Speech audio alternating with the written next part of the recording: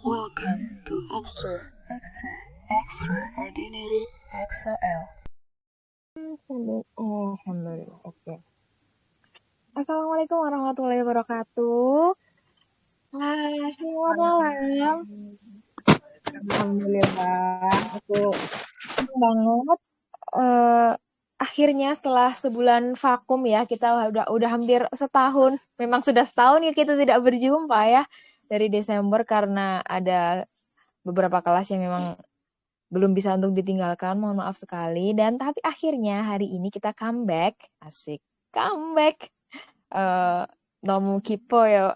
Aku seneng banget deh kalau udah ketemu Eri itu kayak apa ya? Aku kembali membuka buku catatan aku yang berjudul Al-Kahfi with Extra XOL tuh udah kayak kebahagiaan tersendiri gitu loh. Beda logo.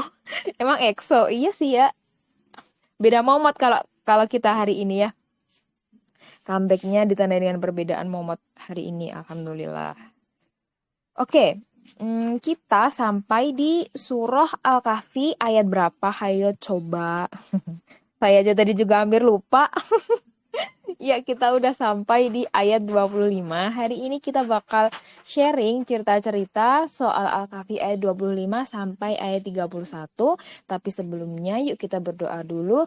Rabbi zidni ilma warzuqni fahma. Rabbi shrah li sadri wa yassir li amri wahlul 'uqdatam min lisani yafqahu qawli. Semoga Allah senantiasa melindungi pemahaman kita dan apa-apa yang kita sharingkan pada malam hari ini bisa beneran bermanfaat, utamanya untuk yang bicara dan umumnya untuk teman-teman Eri semua gitu ya. Dan bakal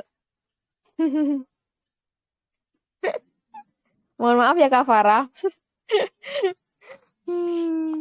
Oke, pada malam hari ini part pertama bakal disampaikan sama Kalila. Apakah Kalila sudah siap?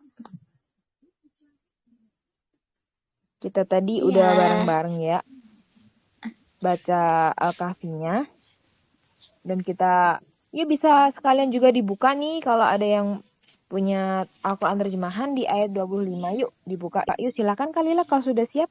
Monggo. oke. Terima kasih, Aul.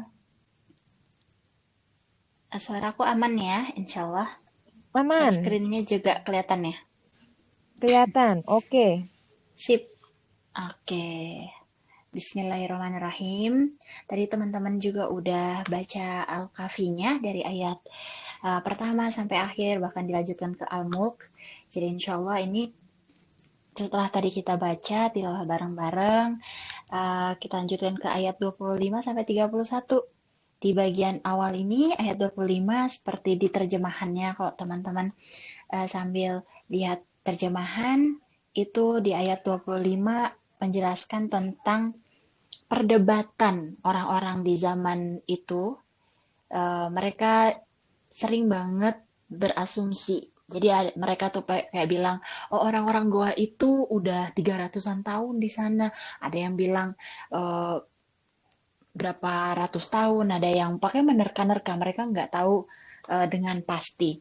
Di ayat 26 juga Allah memberitahukan bahwa Allah yang paling tahu tentang hal itu. Sampai di ayat 31 adalah penutup dari cerita Al-Kahfi. Jadi di ayat 32 ini sudah menceritakan story kedua gitu ya. Udah storynya bukan orang-orang Goa lagi, tapi juga insight yang kita dapatkan itu nggak kalah menarik dari cerita pemuda Goa gitu.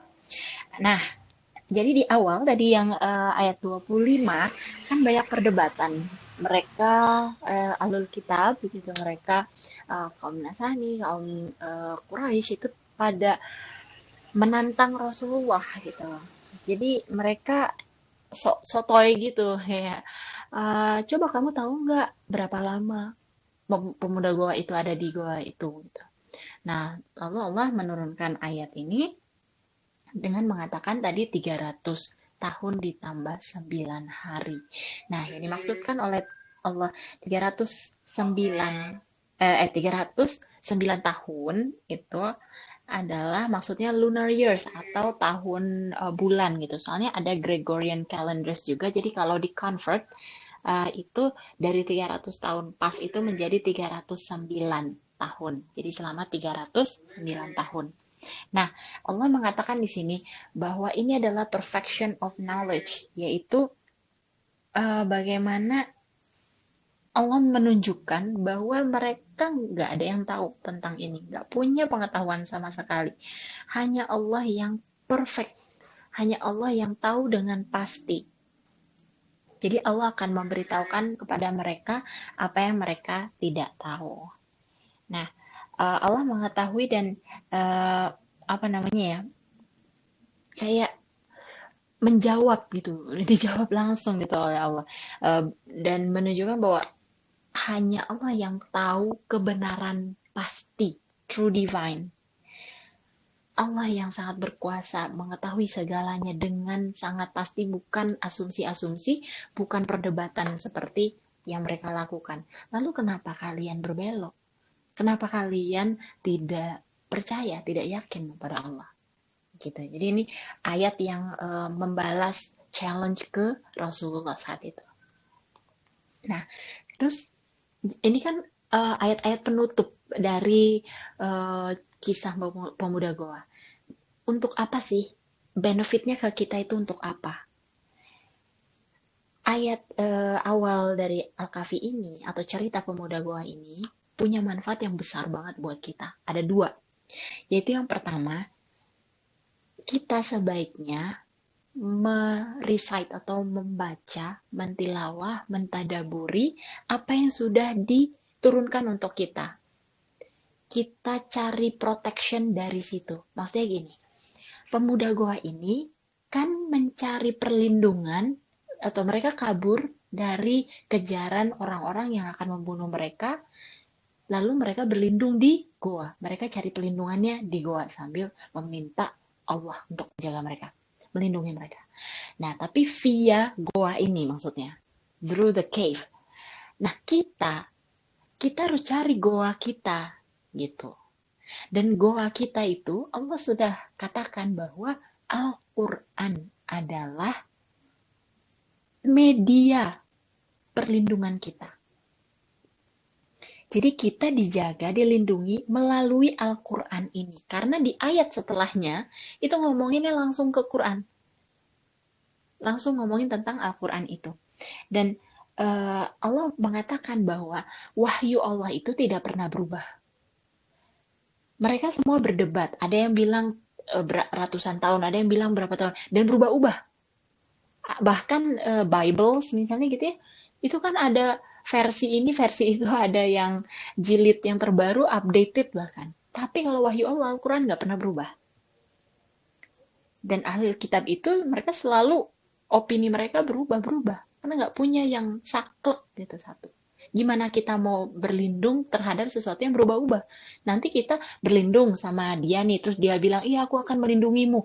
Besoknya dia berubah pikiran gitu. Nggak jadi deh, aku nggak bisa melindungin kamu. Lah, bagaimana? Terancamlah kita. Nah, maka dari itu Allah tuh bilang kita berlindung atau kita mencari penjagaan untuk diri kita sendiri dari segala ancaman luar ataupun mental ataupun psychological, fisik, itu melalui Al-Quran supaya kita tuh bisa connect ke Allah yang melindungi kita via apa gitu, jalur apa. Nah, selain itu benefit keduanya ini mengajarkan kepada kita untuk mempunyai teman, kawanan, circle yang baik dan soleh. Grup kita Muslim itu kan kenapa dibilang hijrahlah dengan dengan mengubah lingkunganmu juga teman, atau masuk Islam dengan kafah dan berbondong-bondong. Masuk surga itu kalau orang Muslim nanti masuk surga itu berbondong-bondong, nggak sendiri-sendiri. Mereka ada namanya batch-batchnya gitu ya. Mereka bareng-bareng masuk gerbang surga itu bareng-bareng dengan teman-temannya dulu, dengan para mukminnya juga, atau keluarga yang mukmin. Mereka berbondong-bondong. Jadi satu grup. Karena kita juga membutuhkan orang lain. Kita ada fitrahnya.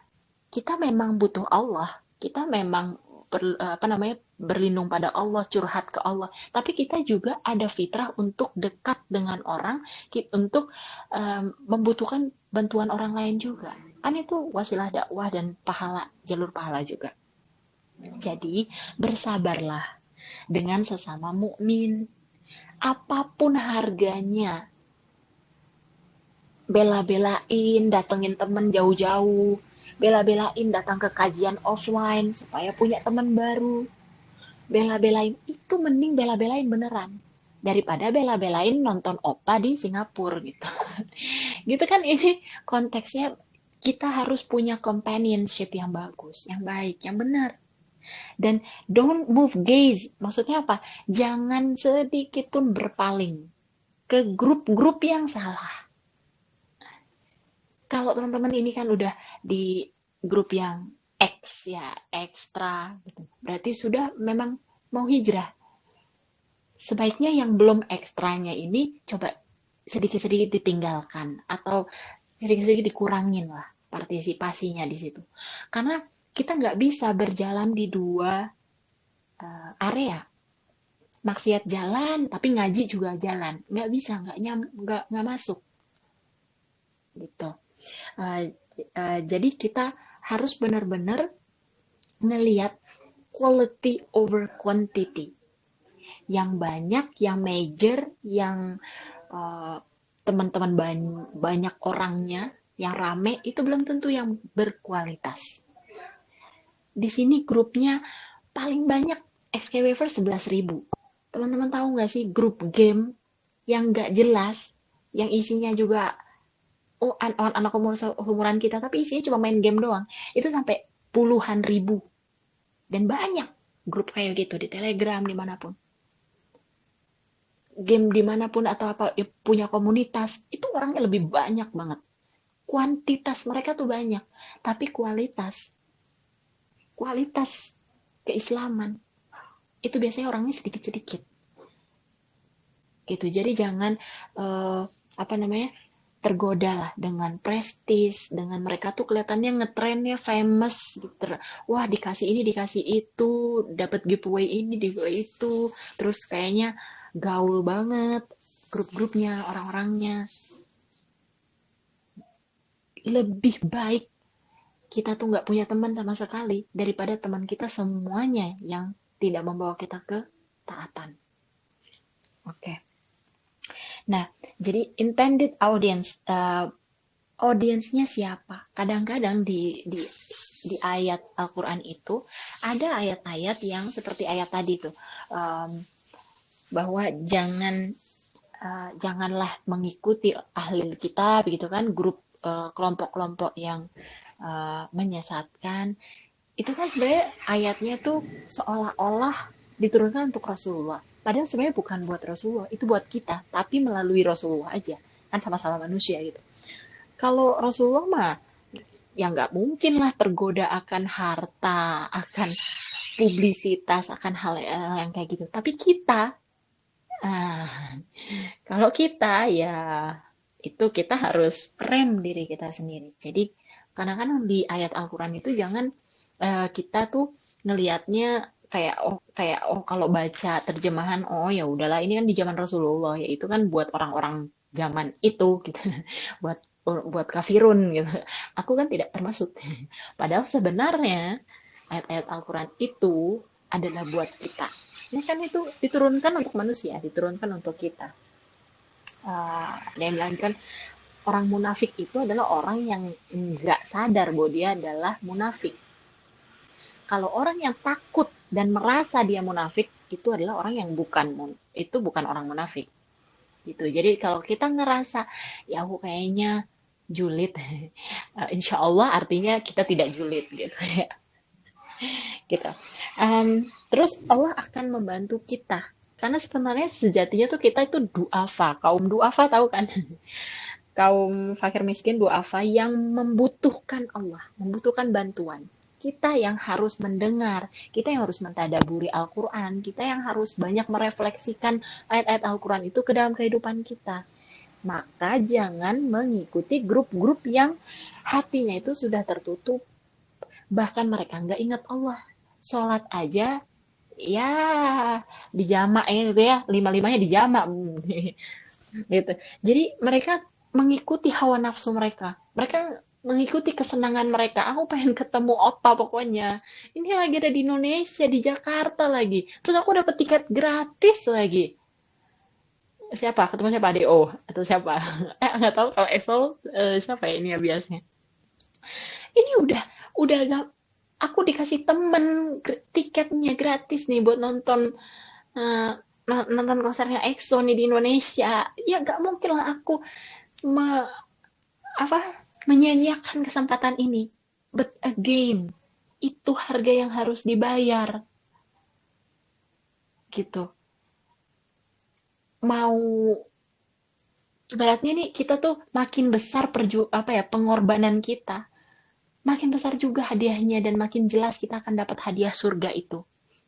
Emang kadang-kadang tuh ngerasanya, ya lah cuma sekali doang kok, nonton konser doang kok, ya sekali doang kok, cuma beli album singlenya doang kok, cuma ini doang kok. Iya, dan karena cuma itu doang aja, kita jadi mencicipi neraka. Kan sayang sekali. Dan biasanya itu karena juga pengaruh grup atau lingkungan atau circle kita yang masih di situ. Jadi, circle-circle yang mereka sudah tertutup hatinya, kalau bisa kita yang menerangi atau kita nggak terikut, maksudnya kita kenali diri kita deh, gitu. eh aku ada pengalaman gitu kan sama temen main game itu aku tinggalin semua, main PUBG main apa semua tuh aku tinggalin semua. Ada beberapa yang masih punya kontak pribadi gitu kan, beberapa kali ngechat apa, ada yang memang udah tahu gitu, aku bilang juga aku udah hijrah gini gini nggak main lagi gitu. Tapi juga ada beberapa yang kayak lagi free nggak, jangan belajar mulu lah, ayolah sekali-kali main gitu. Ibaratnya gini loh, kayak ini bahkan kita udah berusaha untuk pergi jauh, untuk meninggalkan. Tapi tetap aja karena lingkungan kita yang dulu, karena ke teman-teman kita yang dulu, mungkin kita berasa, iya ya, aku capek sih, lagi capek banget sih, belajar mulu, bosen gitu ya, ibadah, bosen taat misalnya gitu. Ya udahlah aku main deh sekali-kali doang. Sekali-kali doang. Iya doang, sekarangnya doang. Besok lagi, besok lagi, besok lagi. Yang tadinya cuma 5 menit, jadi 15 menit, jadi 1 jam, jadi setiap hari. Jadi kayak dulu lagi, gitu kan. Sebelum hijrah. Itu karena grup tadi, karena lingkungan tadi. Dan mereka kayak mengikuti kesenangan. Oh, aku senangnya ini, aku sukanya itu, dan diikutin. Padahal harusnya yang diikutin bukan kesenangan atau keinginan kita. Tapi syariatnya Allah. Akhirnya completely lost dan neglect atau abai. Aku sampai, oh iya, salah sini. Jadi yang perlu kita tanamkan ke diri kita sendiri, kita itu punya free will, kita punya kontrol terhadap diri kita sendiri. Setiap detik kita punya pilihan. Jadi kita nggak usah salahin siapa-siapa. Aku gini karena inner child, aku gini karena luka pengasuhan, aku gini karena teman-teman aku juga kayak gini. Aku nggak bisa ini, nggak bisa itu, soalnya orang tua aku nggak. Nah, enggak, jangan. Karena semuanya itu ada di tangan kita. Kita harus take responsibility. Kita harus bertanggung jawab. Iya, aku emang salah. Aku belum bisa mengontrol diriku untuk nggak nonton lagi, untuk nggak ini, nggak itu. Ya nggak apa-apa. Aku berproses, aku mau berubah. Azamkan ke diri sendiri dan ambil tanggung jawabnya. Kalau kita excuse terus, ya alasan terus, ngeles terus, ya soalnya gini, soalnya gitu, tapi belum ada ini, tapi belum menemu halakoh yang enak. Enggak bisa. Karena free will itu benar-benar tanggung jawab kita. Dan Allah bilang, kamu mau bukti, ini buktinya, sekarang mau apa? Itu ke kaum Quraisy pada saat itu. Mereka kan nanyain, Al-Kahfi ini berapa tahun? Coba Rasulullah, kamu tahu nggak pastinya kapan? Coba gini-gini. Semua orang kan nge-challenge apa. Terus Allah turunkan ayat ini dan bilang dengan jelas, 309 lunar years. Ayo, tuh udah dijawab. Mau apa kalian? Dijawab gitu sama Allah. Apa kita mau dijawab gitu sama Allah saat kita ketemu Allah di padang mahsyar atau di judgment day, di hari akhir nanti? Kita nggak bisa ngeles. Ya Allah, soalnya aku kayak gini, kayak gini, kayak gini. Ya tapi kan kajian semua ada di situ banyak. itu mau kamu butuh healing psikolog itu banyak psikologi Islami, kenapa kamu nggak ke sana? Itu banyak kajian-kajian, banyak kelas tahsin, kenapa kamu nggak belajar? Kenapa kamu mau bukti apa lagi? Apa yang mau kamu lakukan lagi? Apa bantahan lagi? Nggak ada, nggak bisa kita. Jadi ini juga menunjukkan bahwa kita tuh bukan robot yang ada banyak orang kan yang bilang kodok dan kodar terus gitu ya. Ada hal-hal yang kayak gitu kan. Ini kan semua itu ketentuan, ketetapan Allah, ketentuan Allah. Ya aku apa namanya, aku berdosa atau aku maksiat, ya itu kan juga diizinkan Allah, berarti kan itu kan ketetapan Allah juga, kode Allah. Ya tetap aja kita yang memilih untuk melakukan itu. Allah hanya mengizinkan aja, tapi kan kita memilih melakukan itu. Ibaratnya kita mau keluar malam-malam nih, terus kata orang tua kita, jangan, kamu kalau keluar malam-malam nanti bahaya. Nggak mau, pokoknya aku mau keluar malam-malam. Ya udah, terserah kamu. Berarti kan kita diizinkan. Diizinkan oleh orang tua kita. Mau keluar malam, silahkan. Tapi kalau bahaya atau kenapa-napa, jangan jangan salahin kami orang tua ya, gitu. Atau kalau kamu keluar boleh, tapi kamu jangan pulang lagi. Kalau kamu pulang lagi, kami hukum. Atau kalau kamu ini ada hukumannya loh, tapi tetap ngeyel. Diizinkan, diizinkan. Dilarang, tapi oh kamu mau ngelanggar. Oh, ya udah, nanti ada hukumannya. Jadi Allah mengizinkan setiap apa yang kita lakukan itu. Tapi Allah juga punya hukuman terhadap apa yang kita nggak ikutin. Gitu. Jadi ketentuan Allah, perizinan Allah itu di atas kita, tapi kita juga punya kendali terhadap diri kita sendiri. Gitu ya. Oke, nextnya akan dijelaskan oleh Aul. Wah, Masya Allah. Ya, itu dia Mau terakhir aku kami. share screen atau Ya, ya share screen atau aja terus. di oh ya udah, oke. Kalau Nggak kan double kan pemalas. suaranya ya? Enggak. Enggak ya? Oke. Enggak sih Nggak kayaknya. kalau oke. Oke. Alhamdulillahirrahmanirrahim. Terima kasih Kak Mimi udah menjelaskan banyak Makasih panjang lebar. Aul. Yang udah share screen juga. Jadi yang tadi yang kami bilang itu soal free will qada itu tuh di ayat 29. Aku bacain ulang terjemahannya ya. Dan katakanlah Muhammad, kebenaran itu datangnya dari Tuhanmu. Barang siapa menghendaki beriman, hendaklah dia beriman. Dan barang siapa menghendaki kafir, biarlah dia menjadi kafir. Sesungguhnya kami telah menyediakan neraka bagi orang yang zalim, yang gejolaknya mengepung mereka. Jika mereka meminta pertolongan atau minum, mereka akan diberi air seperti besi yang mendidih, yang menghanguskan wajah. Itulah minuman yang paling buruk dan tempat istirahat yang paling jelek. Nah, tadi udah dibahas sedikit sama Kak Mimi soal free will. Free will, kode-kode kita udah sering ya mendengar itu. Jadi intinya ayat 29 ini, setelah Allah menjawab tantangannya dari Quraisy, Allah menegaskan lewat Rasulullah bahwa kebenaran itu datangnya dari Allah. Mau beriman boleh, nggak beriman boleh, ya udah terserah kamu aja, itu free will kamu. Karena kita tahu free will itu kan ya tergantung kita. Apa yang Kak Mimi tadi bilang ya, tergantung kita.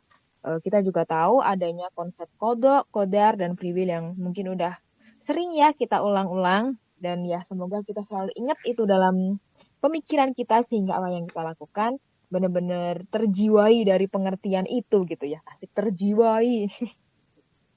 Oke, aku bakal lanjutin bahwa ayat ini tuh dan apa yang udah Allah katakan soal 9 tahun tadi dan juga jumlah Ashabul Kahfi dan apa yang terjadi kepada Ashabul Kahfi itu sendiri itu merupakan bukti gitu loh.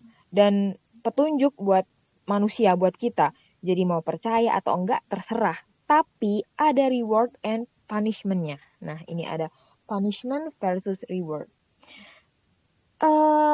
Tiap Allah menjelaskan ada ancaman, itu pasti Allah juga ngejelasin kalau kamu berhasil kalau kamu nurut, nggak lepas dari ancaman itu, kamu bakal dapat hadiah. Nah itu, kalau Allah menjelaskan soal azab, Allah juga menjelaskan soal rahmah. Jadi kayak biar kita tuh ada sikap yang namanya khauf dan roja. Karena kan suara apa itu ya? Oh enggak. Karena kan penting banget ya buat kita punya sifat yang namanya khauf dan roja. Khauf itu takut, roja itu harap. Jadi kita takut sama Allah, tapi kita tetap berharap sama rahmatnya Allah. Karena balik lagi ya, seorang hamba itu kan muslim itu tentang sebuah keseimbangan. Jadi jangan sampailah kita terlalu takut kayak tiap kita bikin dosa terus kita bilang kayaknya Allah nggak bisa deh ngampuni ini. Kayaknya Allah nggak akan ngampuni ininya. Itu tuh berarti kita tuh lupa, kita tuh nggak inget sama sifat rahmatnya Allah. Tapi jangan sampai juga kalau kita tuh berbuat dosa terus kita kayak ngegampangin bilang ah nanti juga diampunin sama Allah, santuy aja, besok juga diampuni, pasti bisa lah, dosa-dosa kecil, riba-riba dikit nggak apa-apa. Jangan juga ya, jadi dua-duanya kita pure takut juga ande, pure merasa tenang juga ande. Ya, kurang ande ya, arati, jadi mesti seimbang antara khauf dan roja. Dan di sini di ayat ini Allah menyebutkan punishment-nya, yaitu neraka. Dan digambarkannya tuh ngeri bener ini neraka ini. Apalagi mungkin ada di beberapa teman-teman di sini yang mungkin kemarin udah ikut kelas The Day After You Die mungkin ya. Gambaran neraka itu benar-benar dijelaskan dengan, menurut aku sih, kalau di aku tuh kayak dijelaskan dengan cukup baik gitu sama tim Syamila ya. Neraka dijelaskan, kalau di sini kan dijelasinnya itu seperti mereka akan diberi air seperti besi yang mendidih yang menghanguskan wajah. Karena apa ya, kalau di sana tuh kan panas ya, kalau di sana tuh kan kayak aku nyeritain lagi piknik aja ya, enggak. Neraka itu ngeri guys, ngeri karena api dunia aja itu takut sama api neraka gitu loh. Api dunia tuh kayak minta perlindungan sama Allah dari api neraka gitu loh, karena saking api dunia tuh nggak ada apa-apanya daripada api neraka gitu loh.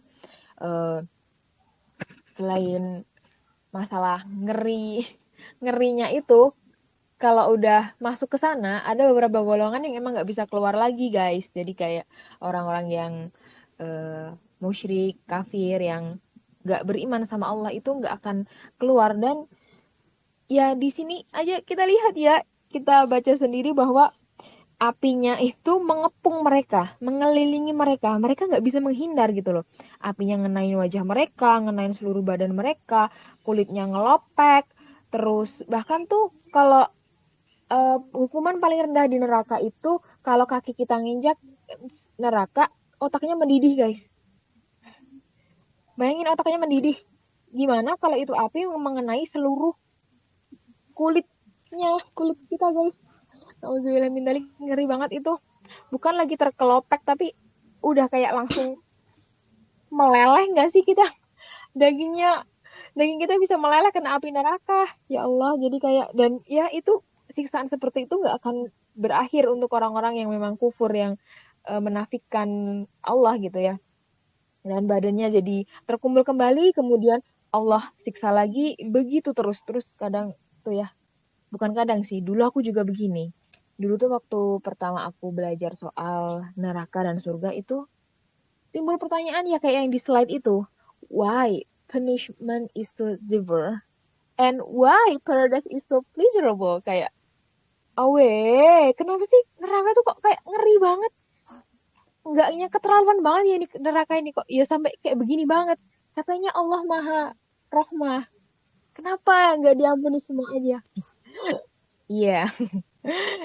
Kadang aku awal-awal dulu aku juga berpikir seperti itu. Dan di di sini Allah nantilah bakal ada penjelasannya sama dari Ustadz Yasir Qadinya menjelaskan kenapa sih kok punishment itu bener-bener kayak parah banget, dan kayak neraka itu kok surga itu kok kayak enak banget gitu, kayak perbedaannya kontras banget gitu ya antara neraka dan surga.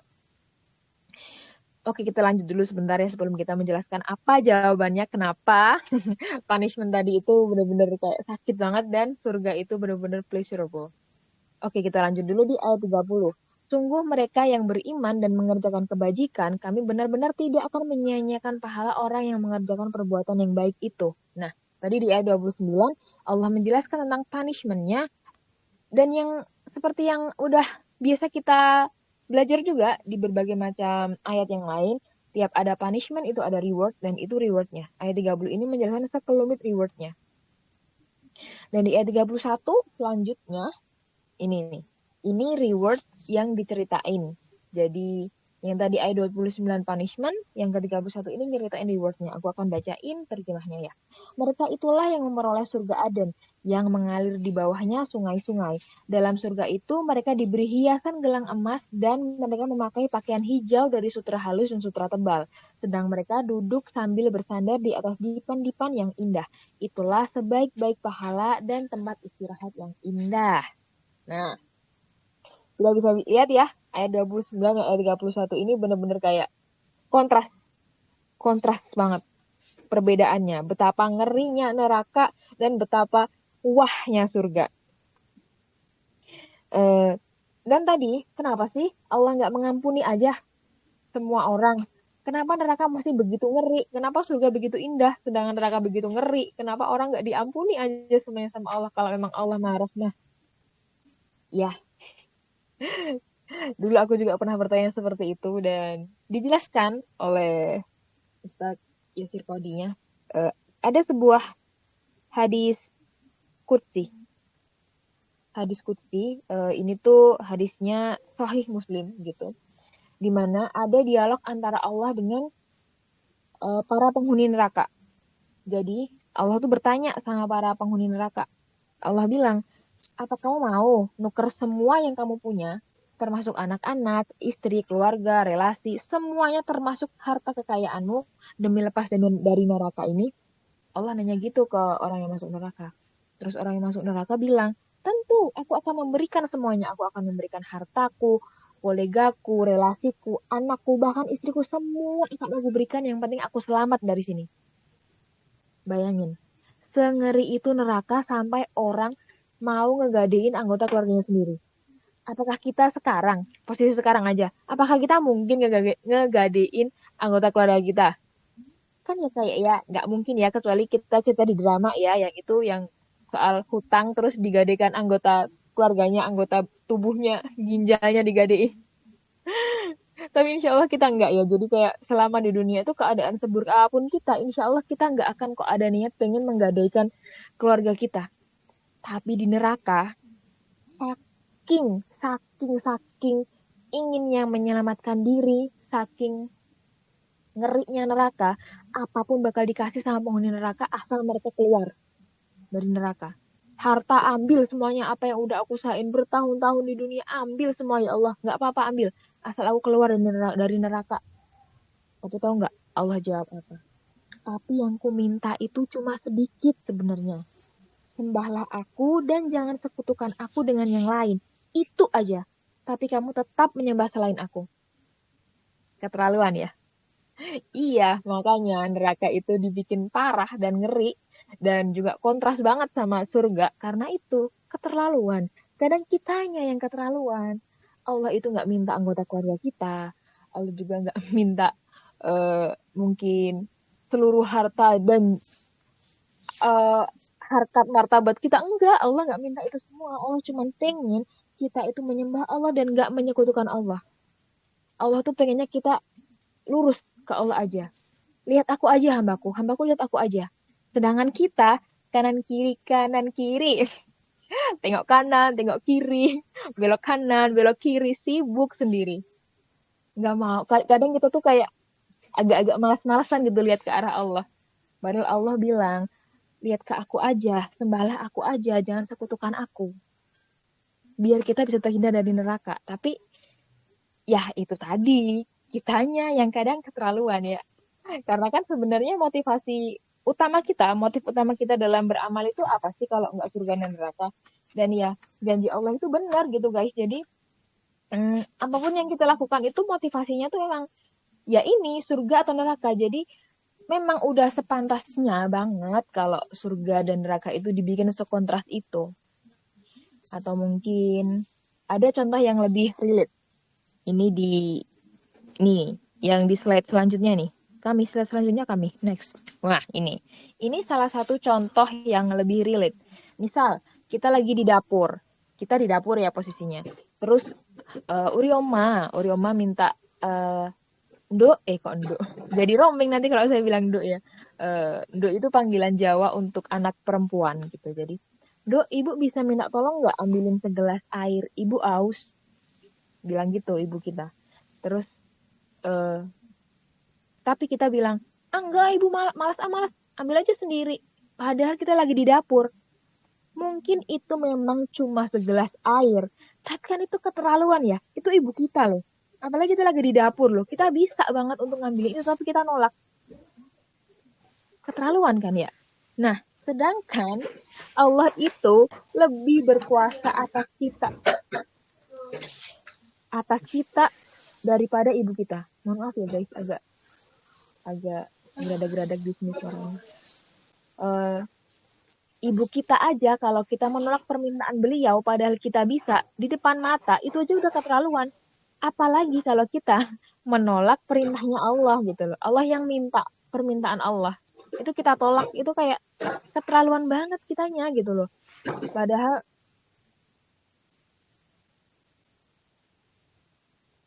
Padahal kita itu sendiri hidup Allah yang kasih, makan Allah yang kasih, nafas Allah yang kasih, bahkan Allah yang ngasih ibu kita ke kita.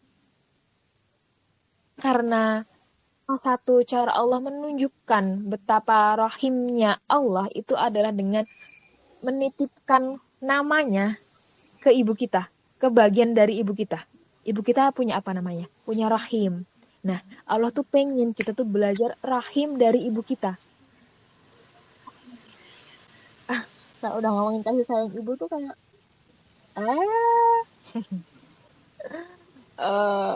apa ya? Ibu itu orang yang bakal terus berdiri di sisi kita, tahu jeleknya kita tapi nggak pengen membuka aib kita di hadapan orang lain. Yang sayang sama kita, yang selalu ngasih makan kita, nggak pakein baju kita, yang ngurusin hidup kita bahkan sejak di dalam kandungan. Sejak kita tuh bahkan belum berwujud, bahkan wujudnya masih jelek banget. Masih kayak lendir-lendir, masih kayak bentuknya masih seukuran avokat mungkin, jadi kayak belum berwujud dengan sempurna. Kita nggak bisa ngasih feedback apa-apa ke ibu kita, tapi ibu kita tetap sayang sama kita sejak dari dalam kandungan. Bahkan ketika keluar pun kita nangis, kita ngompol, kita pup, kita ileran, kita mungkin ada yang apa namanya itu matanya belekan waktu lahir. Jadi kayak ya sangat merepotkan sekali, tapi ibu kita itu tetap ngerawat kita. Nah, itu baru sekelumit yang Allah titipkan rasa rahmah, rahim yang Allah titipkan ke perempuan, ke ibu kita. Sedangkan rahmat dan rahimnya Allah itu jauh lebih besar daripada itu. Guys, Eria. Ya, jadi cukup keterlaluan, agak keterlaluan ya. Memang ya kita ya, saya ya. Kalau kita sampai kayak menduakan Allah gitu ya. Ya, aku juga masih proses belajar untuk mengesahkan Allah dan menangkap poin dari hidup ini. Karena poin hidup ini tuh apa sih? Poinnya itu kalau dalam hidup itu, yang penting kita tahu Allah itu Rabb kita. Yang harus kita sembah, yang harus kita berikan apa ya? Peribadatan yang layak, satu-satunya gitu. Meskipun ya kita tahu Allah tuh nggak butuh ibadah kita gitu loh. Dan untuk mengarahkan kita ke arah untuk bisa kita menangkap poin itu, Allah itu udah menaruh macam-macam bukti dan tanda buat kita. Ya akal kita, ya itu Quran, Prophet, Rasulullah, fitrah kita, semua itu menunjukkan ke kita bahwa hanya ada satu Tuhan yang harus kita sembah. Tapi balik lagi, saya manusia malah hidup seperti hewan, lari dari berpikir, kayak kita malas belajar, malas cari tahu, berbalik dari fitrah kita dengan isme-isme yang mengatur hidup kita, yang bahkan berbeda, yang nggak memenuhi fitrah kita gitu loh. Kita meninggalkan Al-Quran, Dan Allah pun bilang, mereka hidup seperti hewan, bahkan lebih buruk. Hah, jadi ah, after after all after all that Allah has given us, ya punishment ini tuh make sense sebenarnya gitu loh. Setelah apa yang fasilitas yang udah Allah kasih itu banyak banget ke kita. Yang udah aku sebutin tadi yang di slide itu ada 4 itu. Allah udah kasih kita itu. Dan kalau kita udah diarahkan, udah dikasih guidance, udah dikasih contoh, udah dikasih apa ya? Kalau disebutnya flicker of light di hati kita, jadi kayak udah ada sedikit cahaya keimanan Allah titipkan itu di semua orang, tapi kitanya masih belok, masih malas cari tahu. Ya, kitanya berarti yang agak-agak ya, sayanya yang agak-agak keterlaluan gitu ya. Dan soal reward, yuk next. Nah, soal reward ini tuh, ini reward yang Allah kasih nanti di akhirah, di surganya Allah, itu tuh berupa fisik dan juga fisik itu maksudnya bisa kita lihat ya berupa materi gitu, dan juga kepuasan hati kita. Jadi kayak misal manusia itu kalau punya rumah itu kan sukanya ya yang luas, yang gede. Nanti kita kasih furniture. Manusia itu ada kecenderungan tersendiri suka sama interior design. Dia tuh pengen di rumahnya itu ada tamannya nanti di depan, atau ya preferensi orang masing-masing, kesukaan orang masing-masing. Dan nanti di surga semua preferensi itu bakal diakomodir sama Allah. Jadi misalkan kita ya mungkin ya pengen nanti kalau punya rumah, pengen punya rumah kayak punyanya Bebang Hyumin misal gitu ya, yang rumahnya seperti agensi SM ya, yang rapi, yang punya pengikat gorden seperti donat itu. Ngadi-ngadi banget. Terus mungkin kita pengen punya rumah yang seperti apa, yang ada jacuzzinya kayak, atau ada bathtubnya, karena dulu mungkin di dunia rumahnya terlalu sempit untuk dikasih bathtub, pengennya tapi pengen berangan-angan pengen punya bathtub. Nanti Allah kasih itu semua di surga gitu loh. Dan itu tuh lebih besar dan lebih bagus dari apa yang kita bayangkan gitu loh.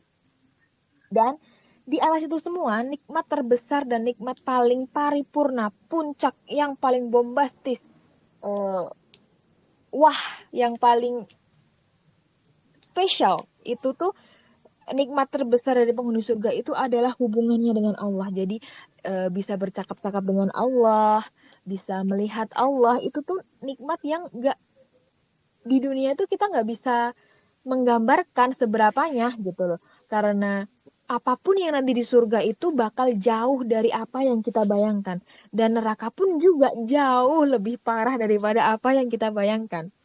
Ya, jadi nikmat-nikmat yang seperti yang aku sebutkan tadi, misalnya kayak pengen punya rumah kayak Bang Umin, atau pengen punya rumah yang kayak di jacuzzi, pengen punya kebun, pengen punya apa mungkin. Nikmat-nikmat itu tuh cuma nikmat pelengkap sebenarnya, karena nikmat yang terbesar ya tadi bisa bercengkrama dengan Allah gitu loh. Jadi nanti di surga pun fitrah-fitrah kita, keinginan-keinginan kita, keinginan yang mungkin tersimpan hanya dalam hati kita, mungkin ya, mungkin kadang kita punya impian, aku pengen deh punya rumah yang di bawahnya mengalir kolam-kolam seperti punya Nabi Sulaiman. Mungkin kita jadi ngebayangin ya, pengen punya yang kayak gitu. Allah bakal kasih yang sesuai dengan kesukaan kita, sesuai dengan fitrah kita. Kita mungkin kalau manusia ya biasanya tuh cenderungnya itu suka sama air. Jadi sering kan kita tuh ngelihat kayak miniatur air di dalam kantor gitu, kadang gemericik air, manusia tuh suka. Jadi nanti surga itu menyesuaikan fitrah manusia, tapi bakal jauh lebih keren daripada apa yang kita bayangkan gitu loh.